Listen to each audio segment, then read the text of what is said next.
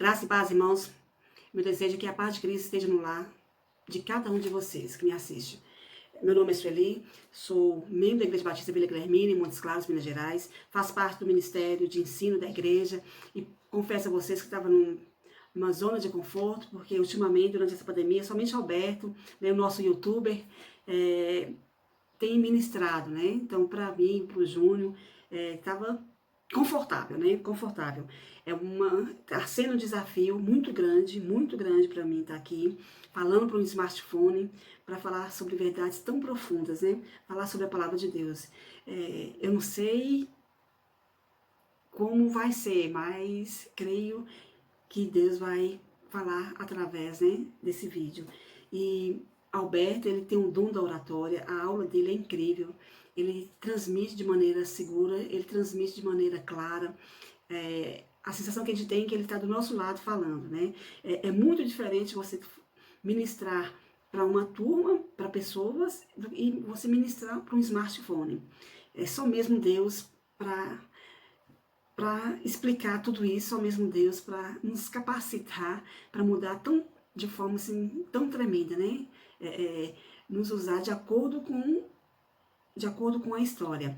E eu quero parabenizar o meu pastor, o pastor Sérgio, que tem feito vídeos maravilhosos durante essa pandemia, o Boa Noite com Jesus, os cultos de oração. Ele tem, assim, feito maravilhas, né? Eu louvo a Deus, ele já é um youtuber, né, também. Não só ele, como o Marinho, o próprio Alberto. Então, assim, graças a Deus que ele tem abençoado não só a nossa igreja, mas alcançado muitas e muitas pessoas através do canal da igreja. E vamos dar agora sequência às aulas, né? Como o Alberto já ministrou 2 aulas sobre essa série, Morte por Amor, Cartas da Cruz. É um livro que trata sobre pessoas, né? São 2 pastores norte-americanos, o pastor Mark e o pastor Jerry, que ministrou, que pastoreou suas ovelhas e durante esse ministério ele escreveu cartas e hoje que tem esse livro. Semana passada, nessa semana, a última aula foi sobre a carta de Mary, né?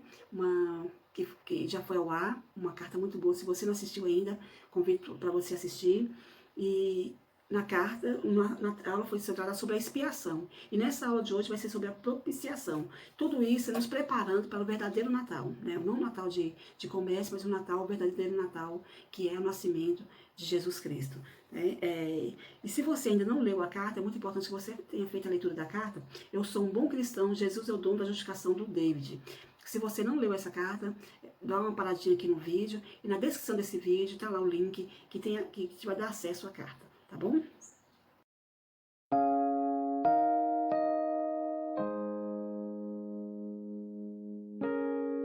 Bom, vamos lá. Antes de começar a nossa aula, eu gostaria de orar, né, pedir a Deus pela nossa aula, por este momento que iremos passar juntos, né? Que seja um momento que realmente venha engrandecer o nome do nosso Senhor. Convido a fechar os seus olhos para juntos orarmos. Senhor, muito obrigado, Pai, por essa oportunidade. Estou diante de Ti, ó Deus, com o coração, ó Pai, aberto, Deus, para que a Tua palavra, Deus, seja ministrada em meu coração, no coração de todos aqueles que vão ouvir, assistir esse vídeo, Pai. Nos ajuda, Deus, a entender, Deus, qual é a vontade, a verdadeira vontade do Senhor para as nossas vidas. Nos ajuda a entender, Pai, o verdadeiro evangelho, Pai. Nos ajuda, Deus, a sermos cada vez mais adoradores, que o adorem em espírito e em verdade, ó Deus. Obrigada por tudo, Pai. Nós te louvamos, te agradecemos, ó Deus, em nome de Cristo Jesus. Amém. Como eu já disse, essa é uma série que fala sobre a morte por amor, cartas da cruz. E hoje nós vamos falar sobre David, né? Um bom cristão. Mas antes de entrar na carta, eu gostaria de ler com vocês dois trechos da Bíblia que vai relatar 2 grupos distintos. A primeira passagem em Marcos 2, de 1 a 7, que vai falar sobre a cura de um paralítico. Poucos dias depois, tendo Jesus entrado novamente em Cafarnaum, o povo ouviu falar que ele estava em casa. Então muita gente se reuniu ali, de forma que não havia lugar nem junto à porta, e ele lhes pregava a palavra. Vieram alguns homens trazendo um paralítico, carregado por 4 deles, não podendo levá-lo até Jesus por causa da multidão, removeram parte da cobertura do lugar onde Jesus estava, e pela abertura no teto, baixaram a maca em que estava deitado o paralítico. Vendo a fé que eles tinham, Jesus disse ao paralítico: Filho, os seus pecados estão perdoados. Estavam sentados ali alguns mestres da lei, raciocinando em seu íntimo. Por que esse homem fala assim? Está blasfemando. Quem pode perdoar pecados a não ser somente Deus? E a outra passagem está em João 1, 35 e 42. No dia seguinte, João estava ali novamente com 2 dos seus discípulos. Quando viu Jesus passando, disse: Vejam, é o Cordeiro de Deus. Ouvindo-o dizer isso, os 2 discípulos seguiram Jesus. Voltando-se e vendo Jesus, que os 2 o seguiam, perguntou-lhes: O que vocês querem? Eles disseram: Rabi, que significa mestre, onde está hospedados? Respondeu ele: Venham e verão. Então foram por volta das 4 horas da tarde, viram onde ele estava hospedado e passaram com ele aquele dia. André, irmão de Simão Pedro, era um dos 2 que tinham ouvido o que João dissera e que havia seguido Jesus. O primeiro que ele encontrou foi Simão, seu irmão, e lhe disse: Achamos o Messias, isto é, o Cristo, e o levou a Jesus. Eu gostaria que vocês guardassem, né, em sua mente, seu coração, essas 2 passagens. Um que viu Jesus e já o reconheceu como Messias, e o outro que o julgou. Quem é esse? Quem é esse? Então a gente vai agora pensar sobre a história de David, né? O seu estilo de vida, ele é considerado como um bom cristão para muitas pessoas, né? A maneira como ele comporta, né?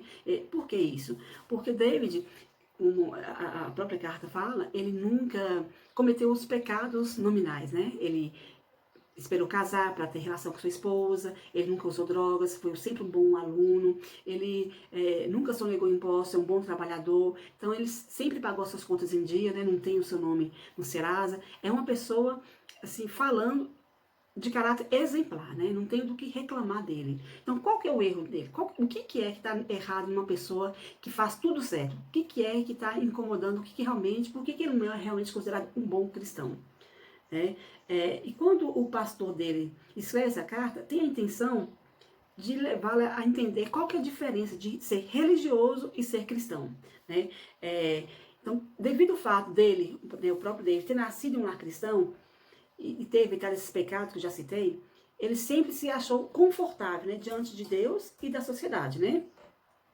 Mas mesmo ele sendo essa pessoa exemplar aos olhos dos homens, né, da sociedade em geral, as atitudes dele fez com que a sua esposa procurasse ajuda. Por quê? Porque ela não estava mais aguentando esse casamento, né? Aguentando. Por mais que ela reconhece, né, que ele é um bom trabalhador, que ele é um homem, um marido fiel, que provê financeiramente para ela e para os filhos, mas isso tudo não é suficiente, né? Isso tudo não é suficiente. Por quê? Porque se fizer isso só como regra, não tem como realmente chegar como cheiro suave diante do Senhor. Mas por que não tem como chegar como cheiro suave?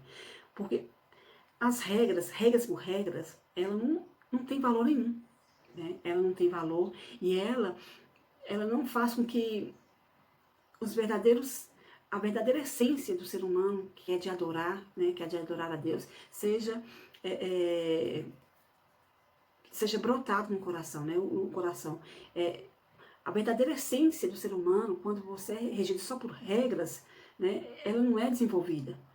Ela não é desenvolvida. Não significa que você obedece bem às regras, que você é um cumpridor de regras, que você é uma pessoa que está agradando a Deus. Por mais regras que esses fariseus, né, que os mestres da lei cumpriam, e nem assim eles não reconheceram Jesus como Filho de Deus. Eles não reconheceram que o Messias realmente havia chegado, que o tempo aceitável do Senhor já havia chegado. Eles estavam tão presos às regras que não perceberam isso. Então, esse controle rígido das regras fez com que sufocasse a alegria da esposa, a alegria dos filhos, né? Fez com que gerasse uma tristeza no coração da esposa. Por quê? Porque ela não poderia sair da linha, né? Ele ditava regras, existiam regras para deitar, regra na hora de dormir, na hora de acordar, o horário de estudar. Não que isso seja ruim, não que isso seja ruim, mas isso é que motivava o funcionamento da família, né? Então, os filhos já não tinham mais prazer de estar com o pai, né? A esposa não sentia mais que o marido a amava verdadeiramente, né? Sentia como que se ele estava mantendo toda uma aparência, né? Uma aparência de uma família, como diz Ana Maria, uma família margarina, né? Uma família propaganda de margarina, né? Aquela família perfeita. E isso a gente não existe. Então, os filhos eles já começaram a desejar passar mais tempo longe do pai. Por quê? Porque a presença do pai não trazia para eles aquele aconchego, né? Aquela vontade de participar. Porque havia muita cobrança, né? Havia muita cobrança. Tanto para os filhos como para a esposa, né? A cobrança de uma casa limpa, impecável, a cobrança de financeiramente, por mais que tinha uma condição financeira favorável, mas ele não permitia que isso saia do controle dele, isso estava sufocando toda a sua família, né? Aparentemente estava indo tudo bem, mas ali no cerne, ali, o que realmente estava acontecendo com aquela família estava morrendo. Em Gálatas 2:14, Martinho faz um comentário espetacular, que ele fala que quando a verdade do evangelho é a parte principal de toda a doutrina cristã. Então, o que Paulo faz isso, né? Nesse versículo, Gálatas 2:14, se a gente ler a primeira parte, a gente vai perceber que Paulo chama a atenção de Pedro. Por que ele chama a atenção de Pedro? Porque ele percebe que Pedro está afastando do verdadeiro evangelho, né? Quando vi que não estavam andando de acordo com a verdade do evangelho, declarei a Pedro diante de todos. Então, o pastor, quando percebeu que a sua ovelha, né, no caso David, não estava andando de acordo com o evangelho, ele chamou para corrigir, né, para que ele voltasse para os trilhos. Porque, irmãos e irmãs, né, amigos, você ter um bom caráter, você ter uma pessoa, um cumpridor de regras, não significa que você é um cristão, né? Se você dá mais valor nas coisas do que nas pessoas, isso não é ser evangélico, não é ser cristão, né? Isso é ser religioso. Então, para a gente resumir, o que é o evangelho, né? O que é que encontra lá em 1 Coríntios 15, de 1 a 4. Irmãos, quero lembrar-vos o evangelho que preguei a vocês, o qual vocês receberam e no qual estão firmes. Por meio desse evangelho vocês são salvos, desde que se apegue firmemente à palavra que preguei. Caso contrário, vocês têm crido em vão, pois o que primeiramente lhes transmiti foi o que recebi, que Cristo morreu pelos nossos pecados, segundo as Escrituras. Foi sepultado e ressuscitou no terceiro dia, segundo as Escrituras. Irmãos, então é esse que é o evangelho. Se você está vivendo um evangelho que não é esse, é preciso parar e rever e pedir misericórdia ao Senhor e clamar. Não significa que você é um frequentador de igreja, que você realmente está seguindo esse evangelho que Paulo está nos dizendo. Então, contínuo. O que é, né, um evangelho ser contínuo? Está sempre sendo lembrado. Então, a gente que já escutou o evangelho há mais tempo, né, vamos dizer assim, que você já nasceu no lar cristão, ou a sua conversão já se deu há mais de 10 anos, 5 anos, então a gente corre o risco de perder a essência do evangelho, né? A gente começa a acumular outras coisas que não é o evangelho. Então o evangelho precisa estar sempre sendo lembrado. Por isso que é muito importante a leitura diária da palavra de Deus, né? A leitura diária, para você estar sempre relembrando, remoendo a palavra do Senhor, para não cair nas armadilhas da vida, né? Proclamatório. Por quê? Ele precisa ser pregado a miúde, né? Precisa ser pregado muitas vezes, né? Eu preciso relembrar toda a palavra de Deus, né? O sermão que eu ouvi quando o pastor prega, as mensagens, as aulas da EBD, eu preciso rever, preciso estar sempre voltando isso no meu coração. Tem que ser pessoal, porque eu só recebo pela fé.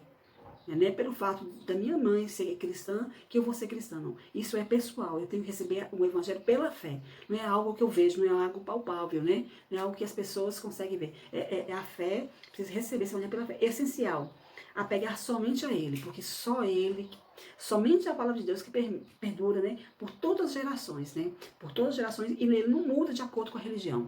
Por mais que a proposta de atualização da Bíblia, isso não existe.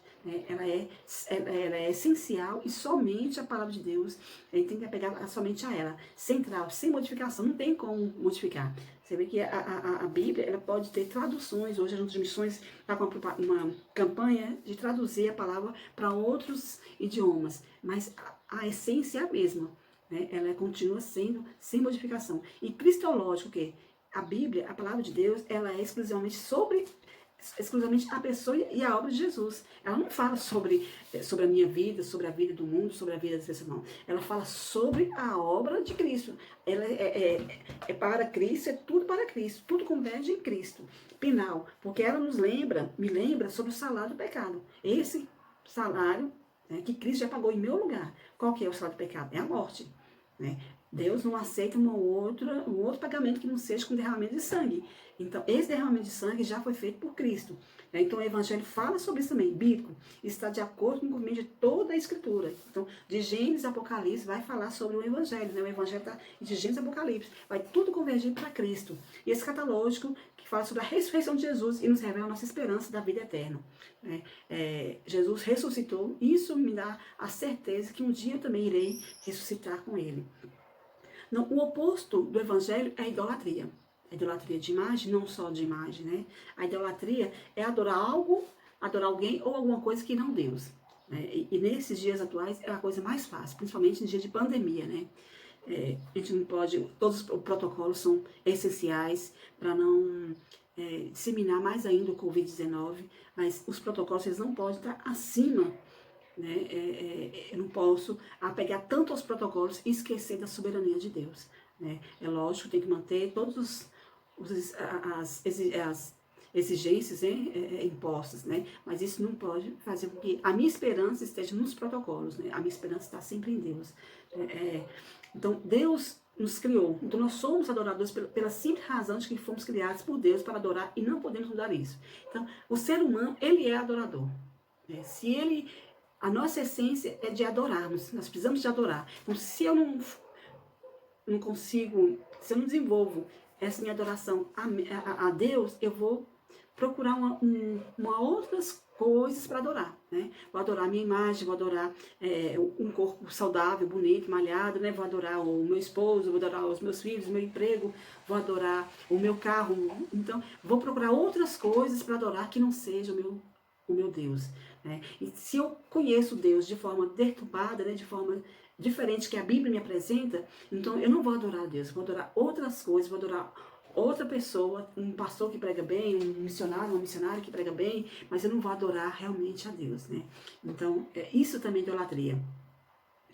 Romanos 1,25 fala que a humanidade, né, troca a verdade de Deus pela mentira e adoraram e serviram a coisas a seres criados em lugar do Criador, que é bendito para sempre. Então, aqui Paulo vai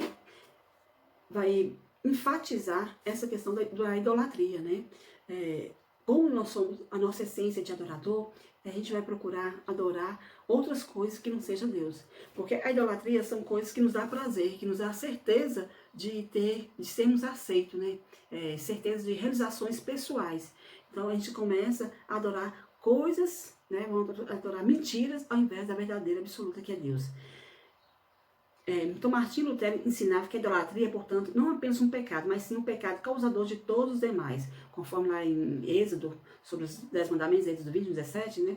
Ele fala, se quebrarmos os 2 primeiros mandamentos, tornamos idólatras que então, em lugar de adorador a Deus, adoramos coisas como nossa imagem, bens, conforto e prazer. Né?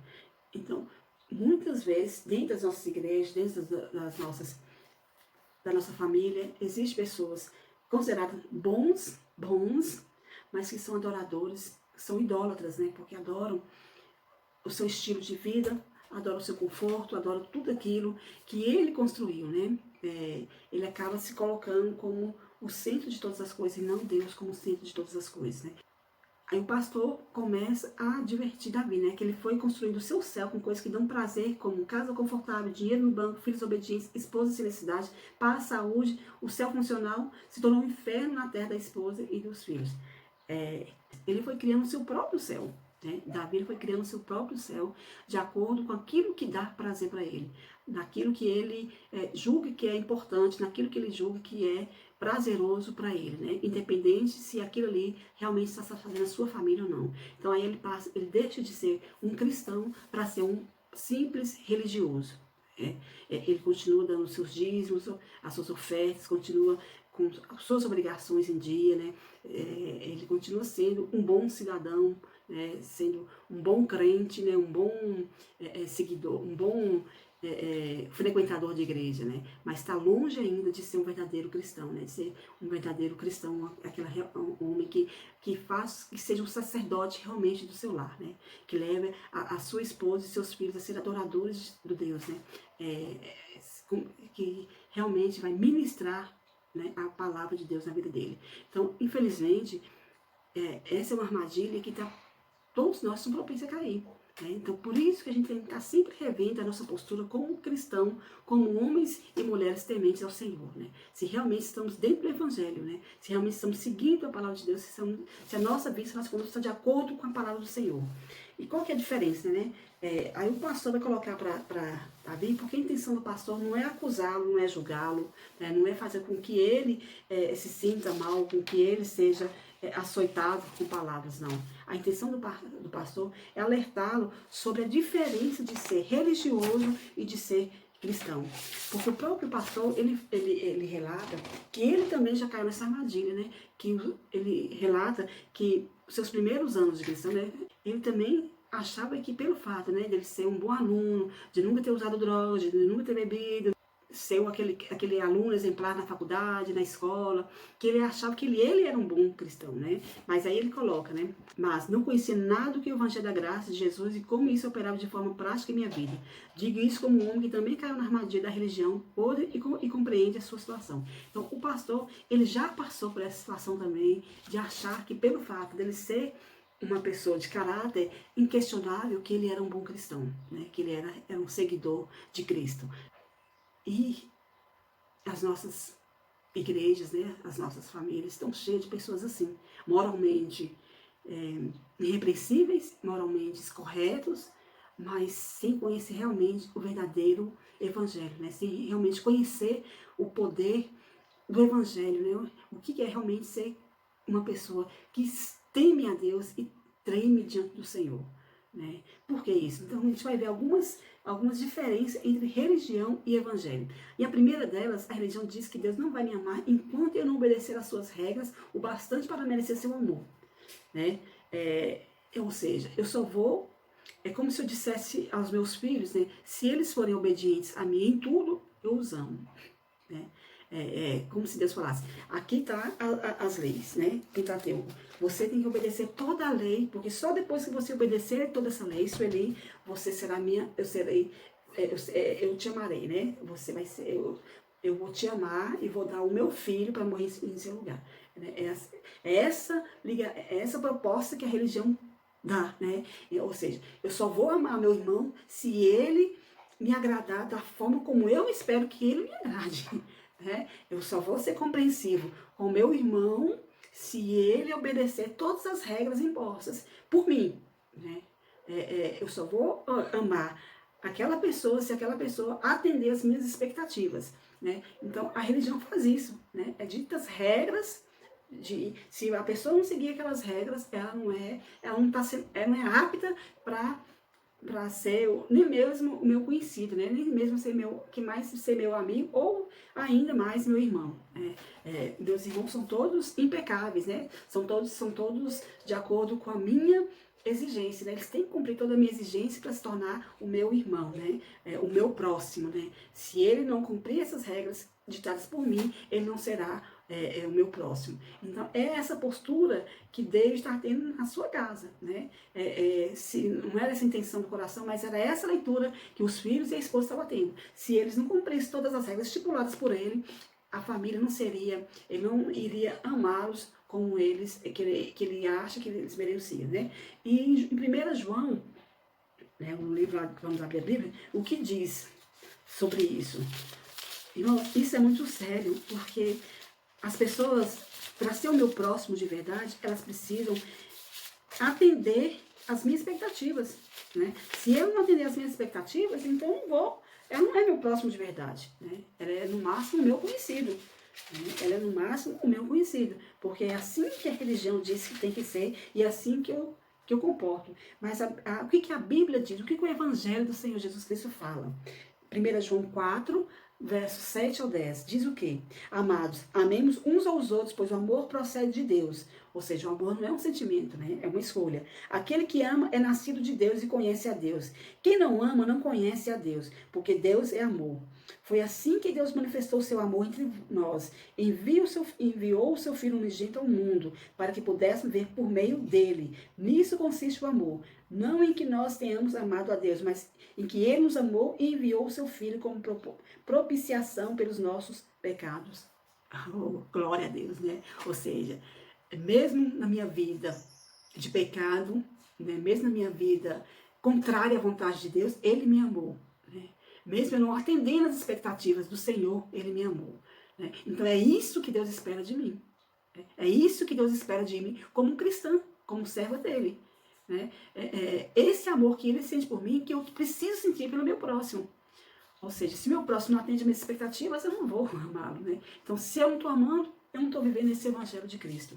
Portanto, ao contrário da religião, Jesus nos ama para que possamos obedecer a Ele, em vez de exigir que lhe obedeçamos para podermos amar. Né? Então, eu obedeço por amor, entendeu? Eu obedeço, eu procuro segui-lo, não porque eu tenho medo de ser castigado, não porque eu tenho medo de ser punida, mas porque o amor dele me constrange. Né? Então é isso que Deus espera de mim. E segundo, a religião diz que o mundo está cheio de pessoas boas e más. Né? E como a gente tem visto isso, né? As pessoas boas e más, para o religioso, vai ser de acordo com aquilo que ele julga que é certo e que é errado. O que a Bíblia diz? Né? A Bíblia claramente diz o quê? Né? Diz o quê? Que existem pessoas boas, pessoas más? Então a Bíblia fala o quê? Claramente que diz que que todos nós pecamos. Está lá em Romanos 3:3. Todos pecaram e destruíram da glória de Deus. E somente um, exceto um, que não pecou. Tem até um ditado, né? Muito horrível, detestável, que infelizmente até que está na boca de muita gente aí. É bandido bom e bandido morto. Não. Bandido bom é bandido que se arrepende e vai até a cruz de Cristo, que se arrepende e muda de conduta. Né? Porque se um bandido morrer na sua criminalidade, ele está condenado. Mas se aquela pessoa também que é boa, um bom pai, um bom marido, um bom isso, bom aquilo outro, mas não tem Cristo como o Senhor da sua vida, se ele morrer, ele também está condenado. Então não é o fato de ele ser bom ou ruim, que vai dar acesso, né? Que ele vai ser reconciliado com Deus. Não é pela sua postura. É ele reconhecer que ele é pecador e que necessita de Cristo Jesus. Somente Cristo, que foi o único ser humano, que pisou na terra e que não pecou. Então, fora ele, todos pecaram, todos estão destruídos da glória de Deus, né? Então, o mundo está cheio de quê? De pecadores arrependidos, né? Assim como eu, e creio que você também é um pecador arrependido, que confia na morte de Jesus, né, para nos resgatar, para nos justificar, para nos reconciliar com o nosso Deus, nosso Criador, ou então de pecadores não arrependidos que permanecem espiritualmente mortos. Então, são duas classes de pessoas, de pecadores arrependidos e pecadores não arrependidos. Né? Então, não há essa ideia de pessoas boas e más. São todos pecadores. O que vai diferenciar se ele arrependeu, ele se reconhece como um pecador e arrependido e clama e confia em Jesus Cristo como Senhor da vida dele, né? E na terceira, a religião gira em torno do que você faz. E o evangelho não, gira em torno do que Jesus fez. Ou seja, se eu sou uma pessoa que faço mil e uma coisa na igreja, né? Uma pessoa caridosa, uma pessoa, muitas religiões pregam aí, quanto mais caridade, mais a sua alma vai ser elevada, quanto mais você for engajar numa comunidade, uma instituição, né, filantrópica, quanto mais você dedicar o seu tempo em prol do outro, mais você se torna uma pessoa boa. E não é isso. Né? A proposta não é essa, a proposta do evangelho não é essa. A proposta do evangelho é porque o que Jesus fez, ele que não tinha pecado, se tornou pecado em meu lugar. Então o evangelho é isso. Nada que eu faça, eu vou merecer a salvação. Né? Nada. O que eu faço é pela graça. Pela graça que fui alcançada. E não foi de graça. Não foi de graça, né? A graça não foi de graça. Jesus pagou um alto preço, né, para me remir. Então, assim, não é o que eu faço, né? É lógico que tem que ser participativo na igreja. Se você deseja cantar no coral, cante no coral. Se você deseja ensinar, ensine, né? E são frutos, né? Nós estudamos a carta de Gálatas, a gente percebe isso, que são frutos, não é? Eu não faço isso para barganhar com o Senhor. Né? Eu faço isso para que mais pecadores se arrependam, para que mais pecadores reconheçam, né? E clamem pela misericórdia do Senhor. Né? A minha intenção não é ser bem vista pela comunidade. E tem que ter muito cuidado para que esse zelo pelas coisas de Deus não faça com que você afaste as pessoas de você e afaste as pessoas do Senhor. Então, o crente é aquela pessoa, o cristão é aquela pessoa que atrai. Eu amo estudar a igreja primitiva, que fala que o Espírito Santo, ele agregava as pessoas ali. Agregava por quê? Porque ele era uma comunidade onde as pessoas sentiam, entendiam o verdadeiro evangelho. Então, as pessoas eram agregadas ali, porque ali havia uma transformação de vida. Então, o evangelho não gira em torno da gente, não gira em torno da gente. E eu sempre brinco, né, com meu esposo, né, que ele gosta muito de trabalhar na igreja, isso é bom. Mas eu falo, você não tem que fazer tudo, né? Você não tem que fazer tudo, né? Ninguém tem que fazer tudo. E não acho que só o seu jeito de fazer que está certo, né? Dê oportunidade para que as pessoas também sirvam a Deus, né? Não acho que pelo fato de elas fazem o seu jeito que está errado, né? Faça com que as pessoas cresçam ao seu lado, né? Cresçam na dedicação do trabalho do Senhor, para que realmente não seu nome, não o nome da igreja seja engrandecido, mas que o nome de Cristo seja engrandecido. Tudo tem que girar em torno de Jesus Cristo.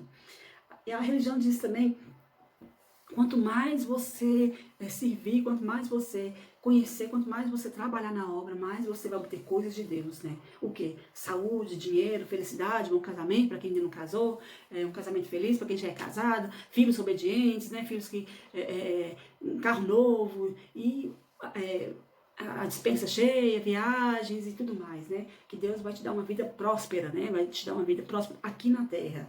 E o verdadeiro evangelho não é isso, né? O evangelho busca o próprio Deus, que é o nosso maior tesouro, né? Sejamos ricos ou pobres, saudáveis ou doentes, né? A nossa alegria não é naquilo que possuímos, né? A nossa alegria é sabermos que nós pertencemos, né? Que Deus é o nosso maior tesouro, né? Onde está o teu coração, aí está o teu tesouro, né? Se você busca realmente as coisas deste mundo, seu coração vai estar nas coisas deste mundo, né? Então você ainda é um religioso. Então a nossa verdadeira busca, né? Nosso maior tesouro está no Senhor, né? Independente da nossa situação, se estamos doentes, se estamos saudáveis, se estamos ricos, se estamos pobres, trabalhando ou desempregados, independente disso. E como é difícil de viver disso, né? Viver dessa forma nesse mundo onde diz que você tem que ser sempre, que você precisa sempre brilhar, você precisa sempre destacar, você precisa estar sempre em evidência. A religião, ela enxerga as dificuldades como punição dolorosa, né? Então, se eu estou passando por alguma coisa, é porque Deus está me punindo, né? Porque Deus está me castigando, né? Deus está me disciplinando, né? Ela vê isso como um açoite, né? Quem é que é pai, que é mãe, quando corrige o filho, não corrige para ser um masoquista, né? Eu não estou batendo meu filho, ai, que coisa maravilhosa, eu batendo meu filho, batendo minha filha, corrigindo meu filho, corrigindo minha filha, ai, como isso me dá prazer. Não é isso. Você corrige seu filho na intenção de que ele seja uma pessoa melhor, né? Para que ele desenvolva melhor o seu caráter, a sua personalidade. A pessoa não nasce com isso pronto, você tem que ir mudando, você tem que ir disciplinando e corrigindo. Você não vai deixar o filho fazer tudo que quer, na hora que quer, da maneira como quer. Você, como pai, como mãe, vai disciplinar, vai corrigir.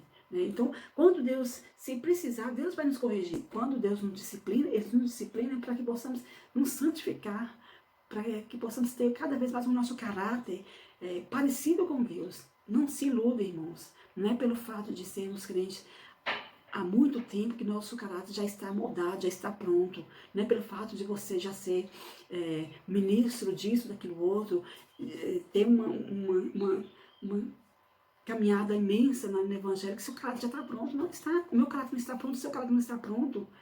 Ainda não alcançamos a perfeição. Se Deus nos disciplina, é para que isso seja moldado e seja melhorado. Então, aceite a disciplina do Senhor.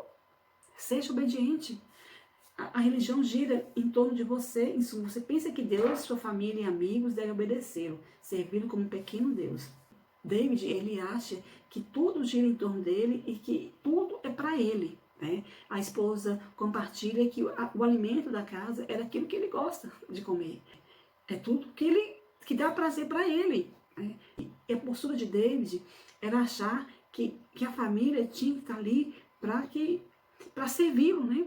E quando a gente vai para o Evangelho, né? A gente vai para a Palavra de Deus, a gente percebe, aí em Marcos 10, 45, que o próprio Jesus fala que ele, sendo filho de Deus, ele não veio esse mundo para ser servido, ele veio para servir. Então, se ele veio para servir, quanto mais nós, né? Quão difícil é a gente servir as pessoas, né? Quão difícil é a gente servir a nossa família do jeito que é para ser. Né? A gente quer servir de acordo com as nossas de acordo com as nossas regras, de acordo com aquilo que a gente pensa que é melhor. A gente acha que Deus criou um tanto de robô, que todo mundo pensa igual, todo mundo vive igual, todo mundo tem que comer as mesmas coisas, né? Todo mundo tem que alimentar do mesmo jeito, todo mundo tem que vestir do mesmo jeito, todo mundo tem que pensar do mesmo jeito, né? Se a pessoa não pensa do meu jeito, então ela não é uma pessoa digna da minha confiança, né? Digna de se relacionar comigo, né? Não estou falando em questões de pensar de acordo com a doutrina, né? De acordo com a palavra de Deus, né? Se a pessoa, eu gosto de azul, a pessoa gosta de preto, então não tem como eu me relacionar com ela, né? A gente julga muito pela aparência, daquilo que eu vejo na aparência das pessoas. Então, eu vou servir aquelas pessoas que vai me dar alguma coisa em troca, né? Então, isso não é servir, isso não é servir.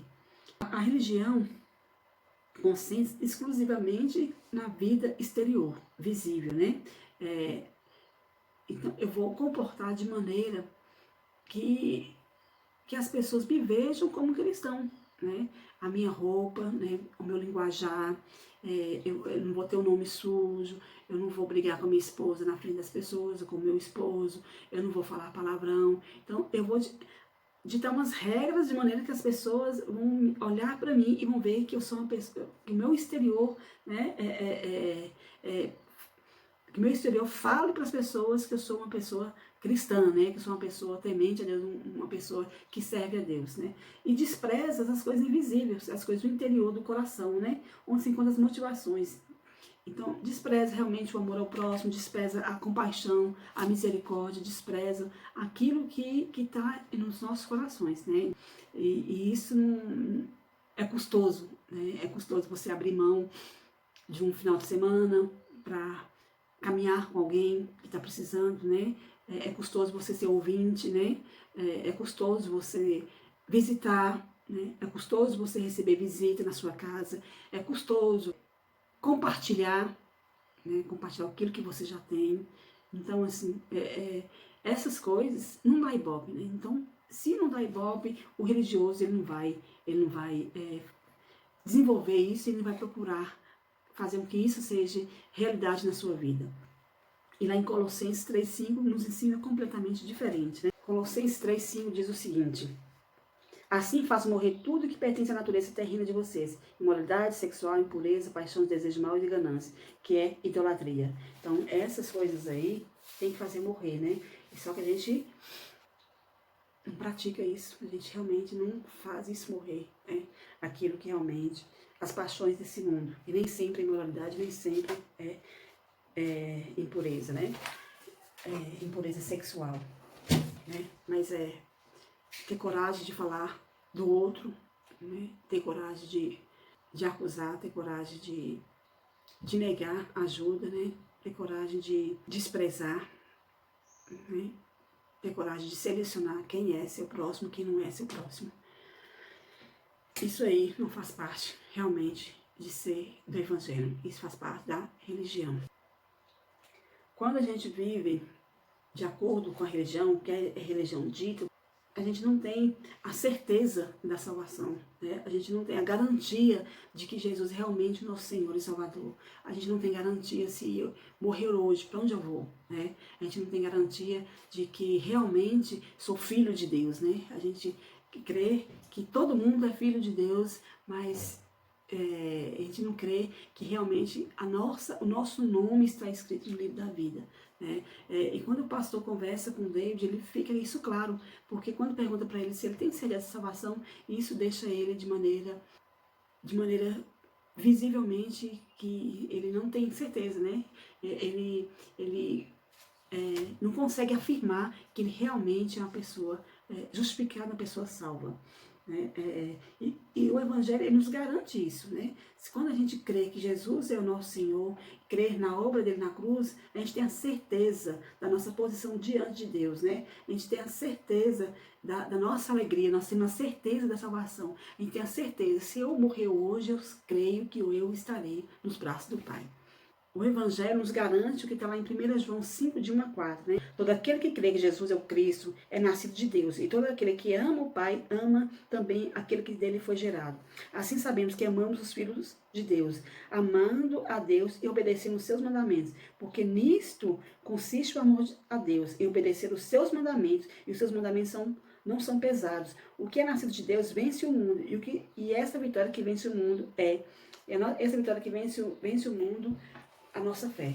Então, o Evangelho nos dá essa certeza, essa garantia da nossa vida com Deus. A religião, ela simplesmente não funciona, uma vez que resulta ou em orgulho ou em desespero, né? Ou ela vai gerar na gente um orgulho, né? Ou vai gerar um desespero. Então, se eu acho, né, que tudo que eu estou fazendo vai me levar, eu vou agradar a Deus, eu vou ser amado de Deus, né? Deus vai me amar pelo tudo que eu faço, então eu vou ficar orgulhoso, né? Eu vou ficar cheio de mim, né? E esse orgulho é o pior dos pecados, né?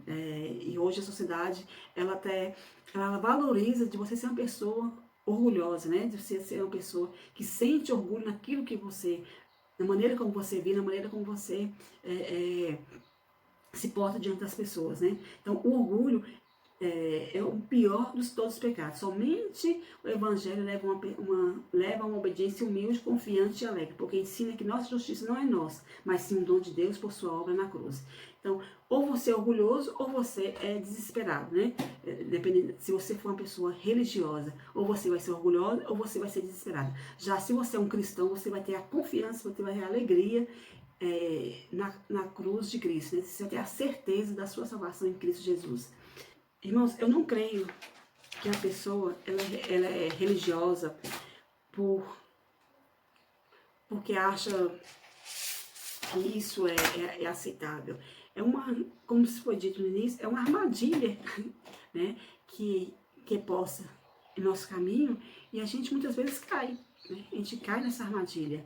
E o David, ele busca justificar, né? Ele busca sua autojustificação, ele busca ter o controle de todas as coisas, ele busca ser aquela pessoa que vai prover todas as coisas na sua família, ele vai controlar todas as coisas na sua família, então ele busca essa autojustificação, e isso torna um pecado, né? Isso torna um pecado contra Deus, porque toma o lugar de Deus, né? É como se eu tivesse num barco e tomasse o leme do capitão, né? A partir de agora eu que vou guiar, né? Eu que vou traçar a rota. Eu sei que a rota é ali e vou lá. Como eu não conheço nada de navegação, eu vou levar o navio para um lugar totalmente desconhecido, né? Então, esse o perigo da religião, né?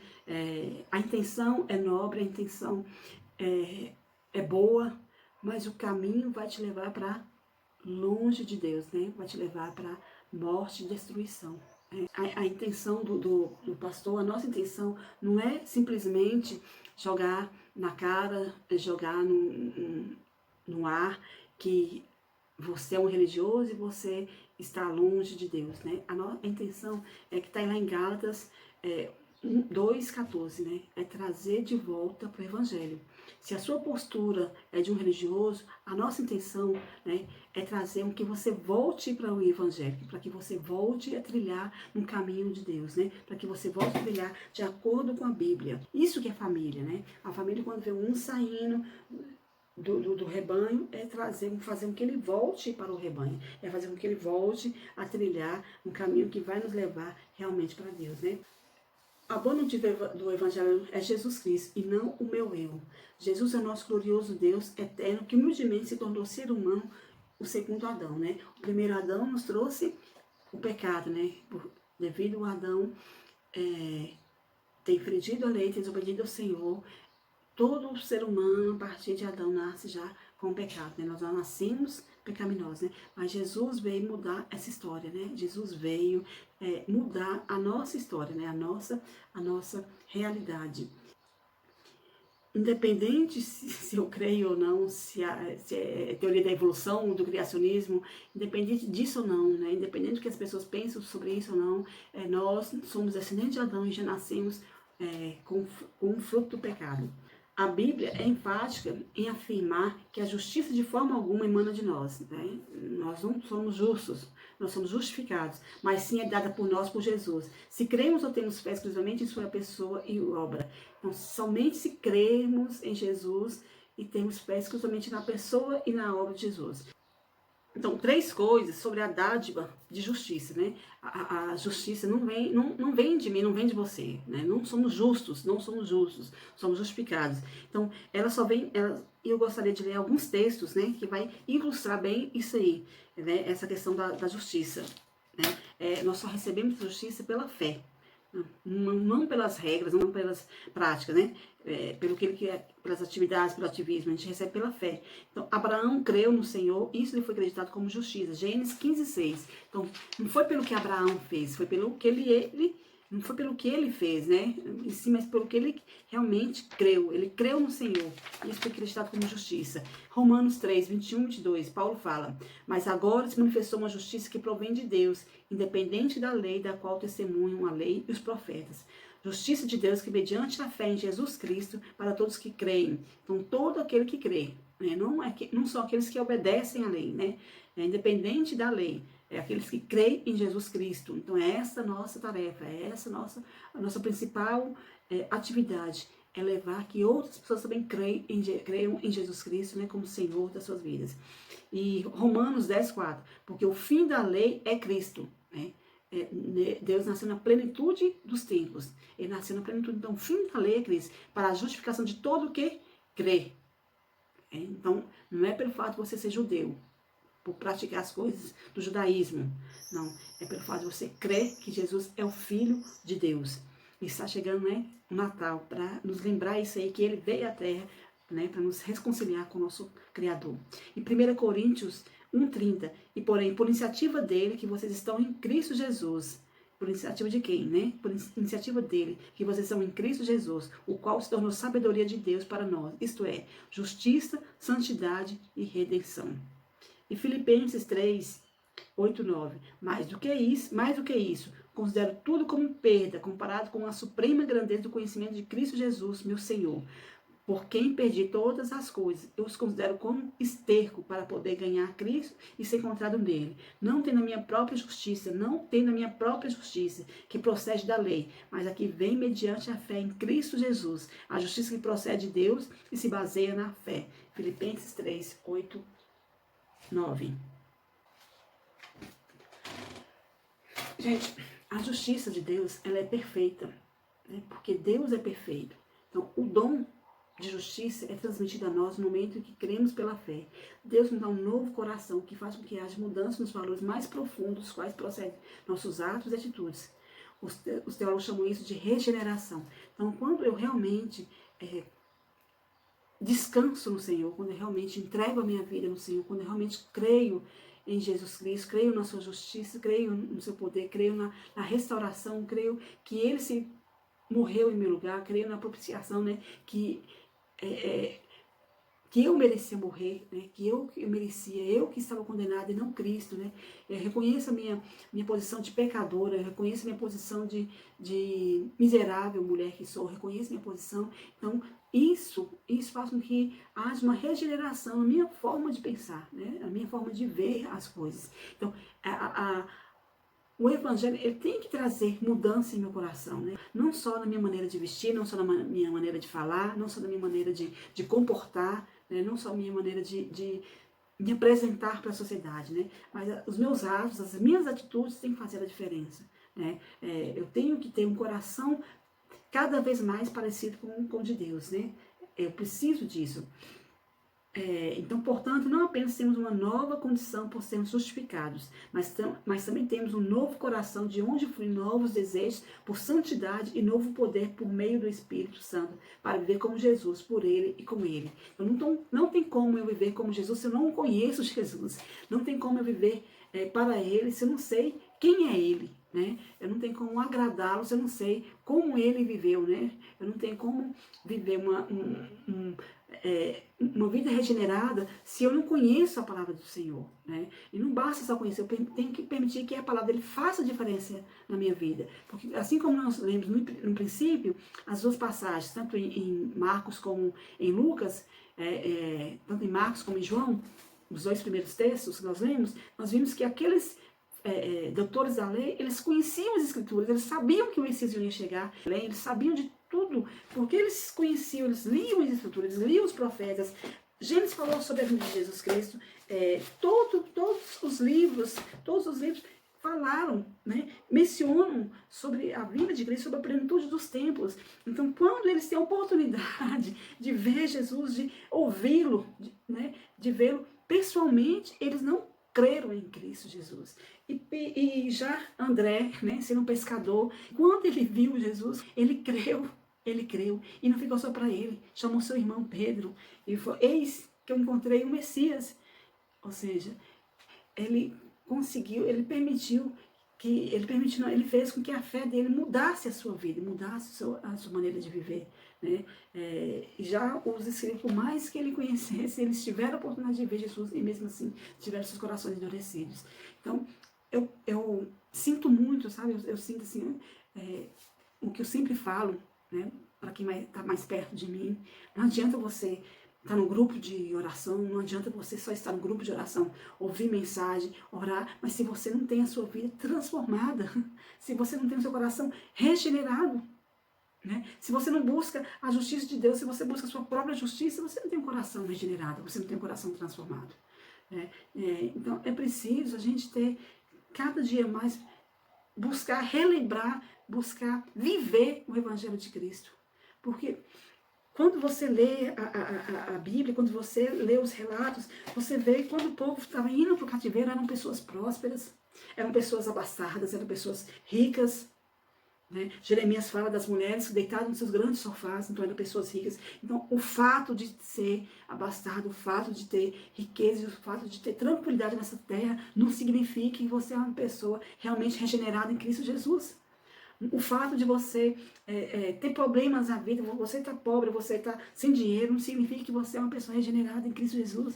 O fato, a gente só vai saber se você é realmente, se eu sou realmente, independente das circunstâncias, independente da situação, a sua paz, a sua fé não é abalada, porque a gente não vive pelo aquilo que a gente vê, né? A gente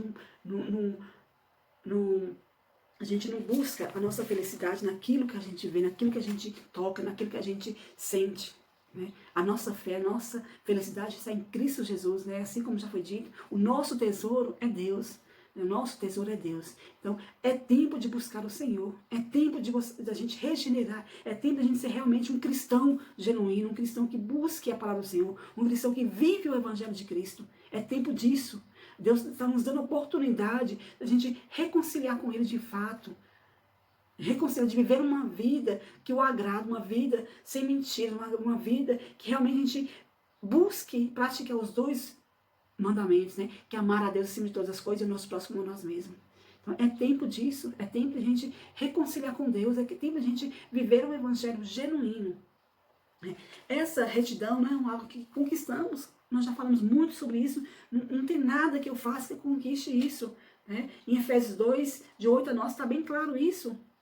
Né? Efésios 2, de 8 a 9, é um versículo muito, muito batido nos últimos dias, nos últimos tempos, que fala sobre isso. Fala sobre a graça, sobre a salvação.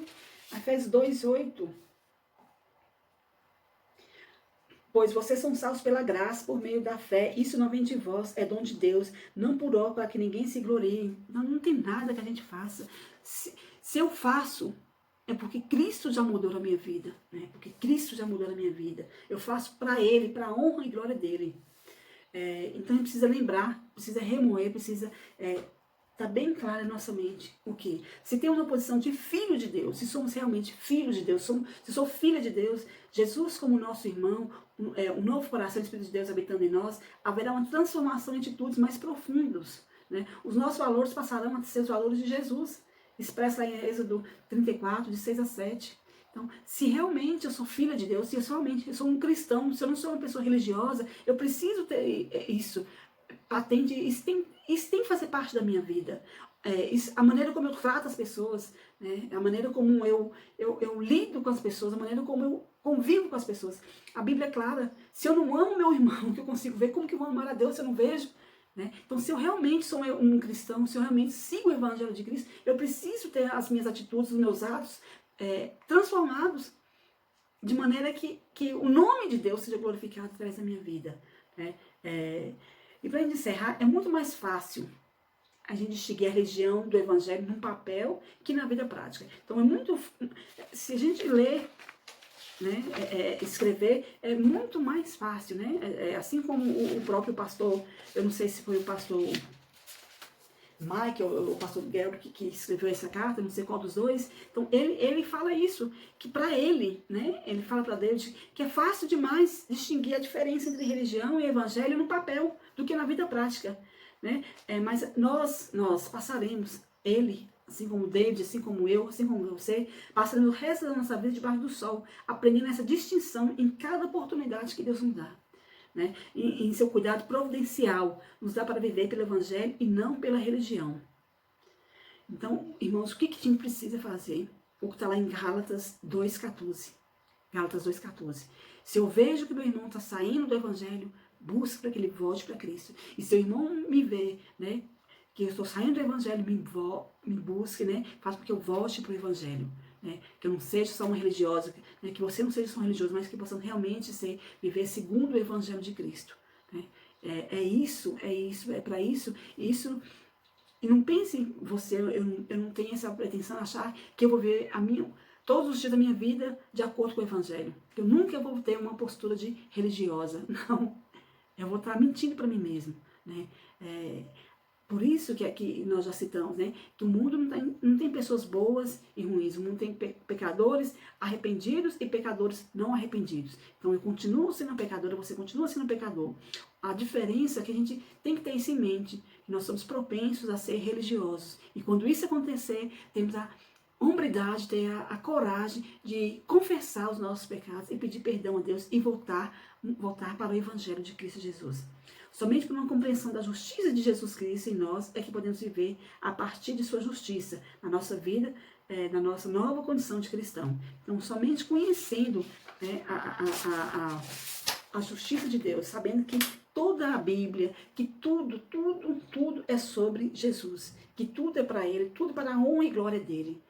Nada para nós, é tudo sobre Jesus, é tudo para a honra e glória do nosso Senhor Jesus Cristo. Nada é para nós, nada é para engrandecimento da nossa igreja.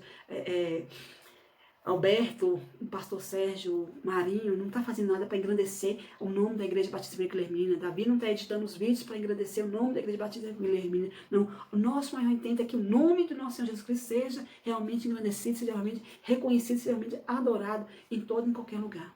Então é tudo para Ele, tudo para a honra e glória dele. Então se eu vou cantar na igreja é para Deus, né? Se eu vou dizimar é para Deus. Tudo que eu vou fazer é para que o nome dele seja engrandecido e nunca que o nosso nome seja engrandecido, né? Se eu vou limpar a igreja é para a honra e glória do nosso Senhor Jesus Cristo. Se eu vou discipular alguém é para a honra e glória do nosso Senhor Jesus Cristo. Se eu vou ensinar um irmão a viver de acordo com a palavra de Deus é para a honra e glória do nosso Senhor Jesus Cristo. Então tudo é para Ele, tudo emana dele, tudo para Ele. Para encerrarmos, eu gostaria de ler Romanos 8, de 1 a 4. Vamos ler? Portanto, agora já não há condenação para os que estão em Cristo Jesus, porque por meio de Cristo Jesus, a lei do Espírito de vida me libertou da lei, do pecado e da morte. Porque aquilo que a lei fora incapaz de fazer por estar enfraquecida pela carne, Deus o fez enviando seu próprio Filho, Jesus Cristo, à semelhança do homem pecador, como oferta pelo pecado, e assim condenou o pecado na carne, a fim de que as justas exigências da lei fossem plenamente satisfeitas em nós, que não vivemos segundo a carne, mas segundo o Espírito. Amém? Amém. Então, somente o sacrifício de Cristo foi aceito por Deus, porque ele era um cordeiro sem pecado. Assim como João Batista falou, eis o Cordeiro de Deus que tira todo o pecado do mundo. Então só ele tinha condições, né, de morrer naquela cruz para nos resgatar da ira, nos livrar da ira de Deus. Então, mesmo se eu morresse na cruz, no madeiro, isso não iria aplacar a ira de Deus, porque eu sou falha, eu sou pecadora. É como se fosse oferecer um cordeiro manco para Deus, é como se eu fosse oferecer um cordeiro manchado, né, um cordeiro faltando um chifre, faltando alguma coisa para Deus, né? A única teria que ser um cordeiro perfeito. Então esse cordeiro perfeito é somente Cristo Jesus. Amém? Vamos orar para encerrar? Senhor Deus, a única coisa que eu te peço, Pai, neste momento, Deus, que o Senhor nos ajude, Deus, a sermos realmente, Pai, cristãos, ó Deus, que possamos realmente, Senhor Deus, pautar a nossa vida no Evangelho de Cristo Jesus. Nos ajude, Deus, a sermos cada vez mais parecidos com o Teu Filho Jesus. Nos ajude, Deus, a livrarmos, ó Deus, das armadilhas da religiosidade, ó Pai. Nos ajuda, Deus, a estarmos atentos, ó Pai, a quantas essas ciladas, ó Deus, que se colocam no nosso caminho, ó Pai. Nos ajuda, Deus. É o que eu te peço, ó Pai. Abençoe, Deus, cada um, ó Deus. Nós te pedimos, Deus, e oramos, ó Pai, em nome de Cristo Jesus. Amém. Amém. Amém, irmãos? Irmãos, você não pensa que é fácil. Não é fácil. Davi vai ter muito trabalho. Ele riu muito de mim, por isso ele vai sofrer muito para editar esse vídeo. Porque não é fácil, não é fácil. Não é fácil você ensinar para um smartphone. Mas Deus é tudo para a honra e glória do nosso Senhor Jesus Cristo. Fique com Deus, um grande abraço. Deus abençoe. Amém.